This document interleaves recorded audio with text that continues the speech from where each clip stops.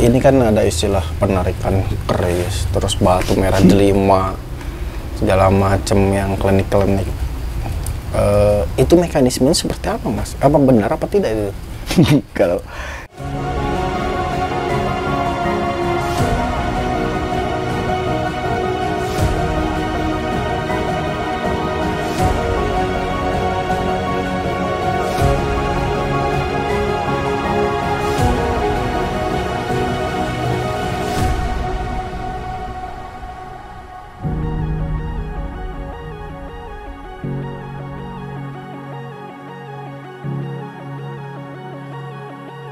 kalau benar apa tidak ya, tidak semuanya benar. Ya kalau menurut saya. Tapi memang ada. Tapi nggak semuanya benar, Mas. Ya, dan mana yang benar, mana yang salah, yang Ya, karena kan biasanya ada trik juga. Ada yang itu buat sensasi juga ada. Tapi kalau misalnya dikatakan itu tidak ada, saya juga kurang sepakat. Karena memang ada gitu, hal-hal kayak gitu tuh. Jadi sebetulnya itu adalah benda-benda yang memiliki satu pola-pola energi tertentu gitu, yang memang sengaja untuk diastralkan gitu. Karena perannya mungkin untuk mensinergikan atau mengharmonisasikan energi di lingkungan beserta energi di alamnya gitu. Jadi itu memungkinkan sekali ada gitu. Itu memang teknologi yang luar biasa menurut saya dari mbah-mbah kita ya. Cuman terkadang kan kita bawa ke sini menjadi suatu hal yang terlalu berlebihan lah gitu. Dan banyak orang-orang yang menggunakan itu sebagai satu hiburan ya menurut saya.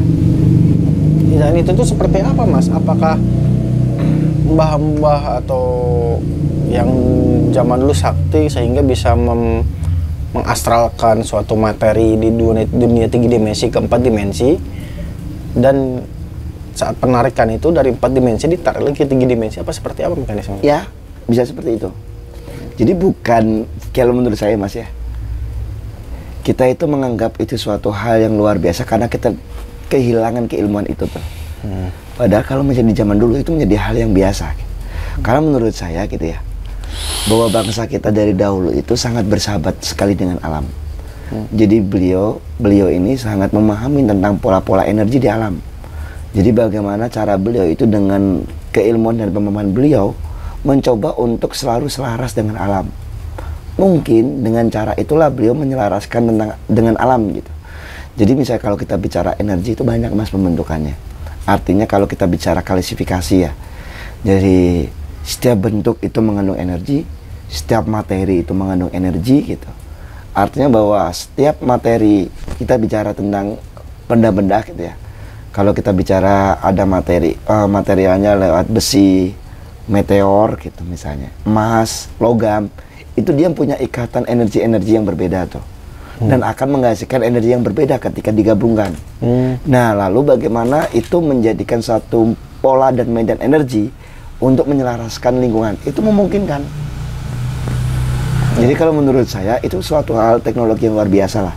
Jadi kalau misalnya kita mau memahamin gitu ya, dan mempelajari bagaimana mbah-mbah kita dulu itu udah sangat canggih. Jadi dari keilmuannya sendiri itu udah sangat holistik gitu. Jadi jangan sampai karena keterbatasan kita memahaminya, kita arahkan itu pada suatu hal yang klinik, yang mistis gitu.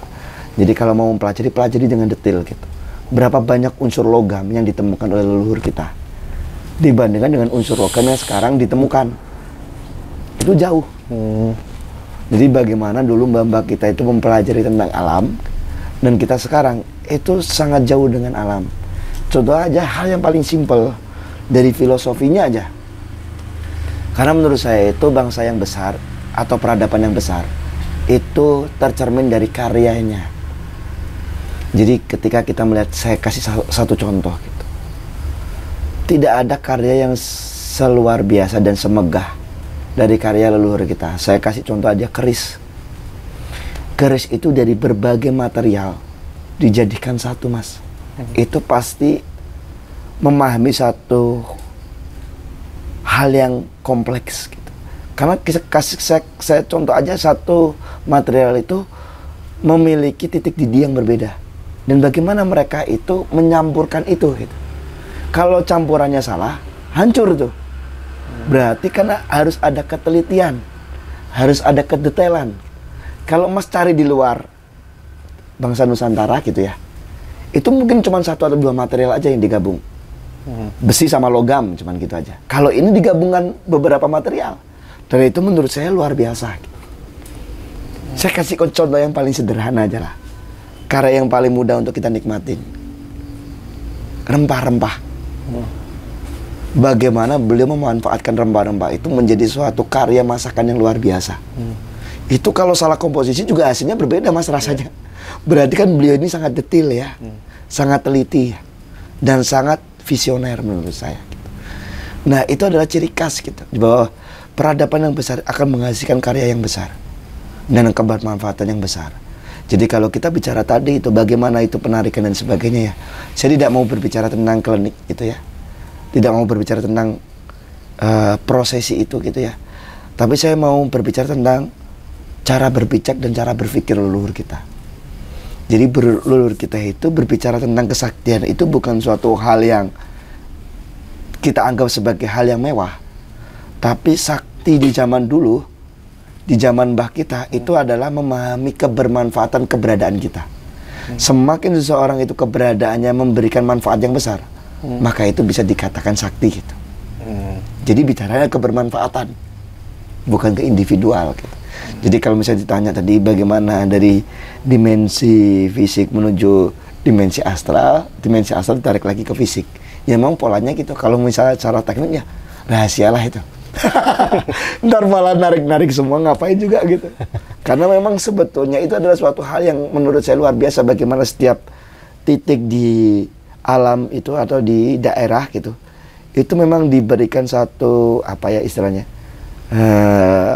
Ada vibrasi dan resonansi energi yang mampu menstabilkan daerah itu. Nah itu karya yang luar biasa menurut saya. Jadi jangan diambil dan sebagainya. Harusnya kita berinovasi bagaimana cara mengisi lagi. Karena energi itu tidak akan pernah hilang, dia berubah bentuk. Maka energi itu bisa berubah bentuk. Nah artinya bagaimana perubahan bentuk itu kita selaraskan lagi energinya. Karena lama-kelamaan akan habis juga baterainya. Oh iya. Contoh yang kayak di film-film luar kan. Ada ngambil pusaka di dalam gua, ketika pusaka itu diambil terjadilah gempa. Sebenarnya itu kan visualisasi di Indonesia juga seperti itu kan. Ketika diambil pusaka itu kan sebenarnya untuk mengharmonisasi daerah. Bener. Nah itu yang menarik kan. Seharusnya kita berpikirnya itu selevel dengan leluhur kita ya. Bagaimana belum menciptakan suatu teknologi untuk keharmonisan. Tapi kalau kita kan jarang gitu berpikir menciptakan suatu teknologi yang tidak berdasarkan kesadaran. Kalau beliau itu melibatkan kesadaran, teknologi apa yang dimana akarnya itu dari kesadaran, maka dampak kebermanfaatannya itu lebih besar daripada mudorotnya. Nah kalau kita teknologinya canggih gitu ya istilahnya sekarang itu, tapi untuk merusak. Buat apa gitu? Bagaimana cara membabat hutan biar cepat gitu misalnya pakai alat apa kan gitu-gitu aja tapi tidak di posisi bagaimana mengharmonisasikan alam itu. Nah itulah yang saya ingin bawa gitu ya. Kalau kita ingin memahami dan belajar tentang jati diri bangsa ini gitu, coba review, coba pelajari lagi histori dari leluhur kita dan coba pahami cara mereka berpikir hingga kita bisa paham bagaimana cara mereka hidup. Ketika kita salah melihatnya, maka kita akan menganggap leluhur kita ini jadul, konvensional, orang-orang yang apa istilahnya kuno gitu, yang tidak tahu apa-apa. Padahal sebetulnya mereka itu sangat luar biasa dan sangat visioner. Jadi sangat beradab dibandingkan kita gitu. Berarti terjadi suatu paradoks ya mas. Ketika kesimpulannya tuh makin kesini teknologi semakin canggih malah menjadi semakin kemunduran. Apakah seperti itu? Ya kalau kita bicara peradaban itu kan akar katanya kan adab ya mas ya. Iya. Bukan teknologi tapi adab. Jadi kalau kita bicara adab itu berarti adalah kumpulan perilaku manusia. Dengan kemajuan teknologi yang kita anggap bahwa kita sekarang adalah di peradaban yang sangat maju gitu. Apakah itu tercermin dari adab kita gitu. Kan gitu aja. Kalau toh misalnya kita peradaban kita maju, berarti adabnya akan semakin maju. Artinya bahwa sangat minim kerusakan, sangat minim persaingan, sangat minim pertarungan. Artinya adalah posisinya adalah bagaimana berkolaborasi untuk menuju pada kemakmuran bersama. Bukankah itu yang menjadi tolak ukur atau pondasi kenapa kita bersepakat untuk menjadi negara ya? Kan gitu ya. Nah itulah, makanya kita perlu koreksi bareng-bareng ya. Kalau kita pingin, misalnya kalau kita tahu gitu ya, kita pernah sering dengar bahwa Nusantara akan bangkit lagi, Nusantara akan jaya gitu. Akhirnya kejayaan Nusantara itu berbanding lurus dengan perubahan di setiap individunya. Jadi jangan bermimpi bahwa peradaban Nusantara itu akan maju ketika setiap individunya belum berubah, belum memperbaiki dirinya, belum beradab, belum memiliki adab. Bagaimana kita mau maju gitu ketika lokal pride ya, apa ya istilahnya, ego lokalnya itu masih muncul. Misalnya saya kasih contoh, kalau kita bicara Nusantara, jangan lagi berbicara tentang lokal gitu. Bukan berarti Jawa paling bagus dibandingkan Sunda misalnya, atau Sunda lebih bagus daripada Jawa gitu, atau Batak lebih bagus daripada Sunda gitu. Bukan bicara seperti itu. Kita bicara adalah apa yang paling bagus yang bisa kita lakukan di setiap daerah kita untuk menuju pada satu kemakmuran bersama. Nah, itu yang harus kita gaungkan ya, bukan lagi bahwa Jawa sentris gitu, atau Sunda sentris gitu, atau Batak sentris gitu, atau suku-suku lain sentris. Tapi kalau kita bicara bangsa, itu adalah bicara suatu hal yang lebih luas gitu. Nah gitu sih Mas menurut saya. Jadi perlu dikoreksi lagi ketika kita ingin mempelajari bagaimana bangsa kita terdahulu. Pelajarilah cara berpikir dan cara hidupnya. Jangan sampai terjebak pada suatu hal-hal yang bersifat abstraksi, karena itu percuma. Karena yang dibutuhkan sekarang itu bukan orang yang kebal, bukan orang yang bisa narik-narik pusaka, bukan orang yang bisa santet, tapi orang yang bisa mencontohkan bagaimana menjadi manusia seutuhnya atau menjadi manusia insan kamil. Menurut saya itu.